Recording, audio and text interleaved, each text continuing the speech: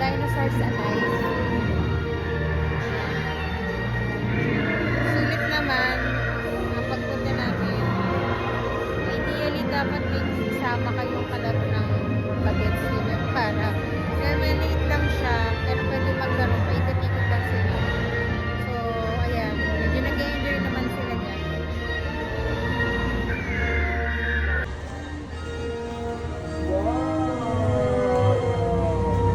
Welcome, kids and friends, to Baka Dinosaurs maulanan dyan. Alive. Journey back in time and enjoy the live experience of seeing and hearing your favorite dinosaurs.